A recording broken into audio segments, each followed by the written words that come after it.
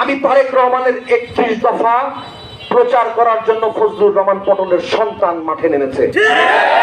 যারা যারা লালপুর শিশুন্দর স্কুল এবং কলেজ মাঠে আমার জনসভায় 31 দফায় জনসভায় যেতে যারা বাধা দিয়েছেন তাদের নামের তালিকা তারেক রহমানের কাছে পাঠানো হবে। লালপুর বাগাতিপাড়াতে আজকে থেকে ঘোষণা করা হলো লালপুর বাগাতিপাড়াকে দুর্নীতি মুক্ত করা হবে ইনশাআল্লাহ। আমার মায়ের, আমার বৃদ্ধ বাবার, আমার একটা এতিম সন্তানের 10 টাকা কেজি চাউলের কার্ড, একটা বিধবা ভাতা, একটা বয়স্ক ভাতা আপনারা 5,000 টাকা করে বিক্রি করবেন আর জনতা সেটা সহ্য করবে, এটা হবে না। এটা কেউ মনে করবেন না যে ডক্টর রাজন কিছু জানে না বাগাতিপাড়া সম্বন্ধে। শাইলকোনা ডিগ্রি কলেজে নিয়োগ নিয়ে কি হয়েছে আমি কিন্তু সব জানি। জয়রামপুরের নন্দীকুজা স্কুলে নিয়োগ নিয়ে কি হয়েছে আমি সব জানি।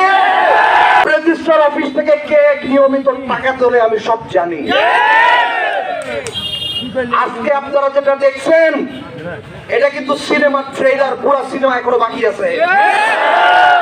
আমি সতর্ক করে দিতে চাচ্ছি, আমি স্পেসিফিক কাউকে ইন্ডিকেট করছি না, আমি দুর্নীতিবাজদেরকে বলে দিচ্ছি আপনারা সতর্ক হয়ে যান।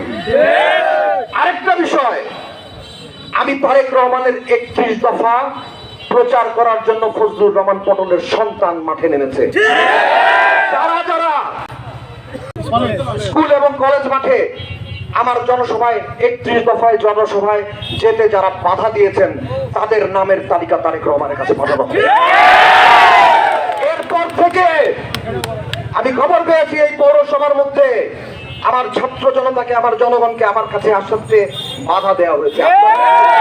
খবরদার, সবসময় মনে রাখেন এমন একটা প্রজন্মের সামনে আপনারা দাঁড়ায় থাকেন যাদের প্রত্যেকটা মানুষের বুকের মধ্যে একটা করে আবু সাইদ ঘুমায় আছে। খবরদার, এই প্রজন্মের সাথে আপনারা কোনো মশকরা ঠাট্টা করতে যাবেন না। আমি খবর পেয়েছি গতকালকে রাত্রেও বিভিন্ন জায়গাতে ছেলেপেলেদেরকে আসতে নিষেধ করা হয়েছে। আমি কি এখানে জামাতে ইসলামের রাজনীতি করতেছি? আমি কি এখানে আওয়ামী লীগের রাজনীতি করতেছি? আমি তারেক রহমানের 31 দফার রাজনীতি করতেছি। আপনারা আমাকে বাধা দেওয়ার কে? আমার সাথে জনগণের সম্পর্ক হাত টু হাত। আমি পটলের বেটা, আমার সাথে আত্মার সম্পর্ক। কোন রকমের মেকানিজম করে, কোন রকমের মেকানিজম করে এগুলো আপনারা নষ্ট করতে পারবেন না। মানুষের সাথে আমার সম্পর্ক আজকে থেকে না, 1991 সাল থেকে লালপুর বাগাতিপাড়ার মাঠে মাঠে আমি হাঁটছি।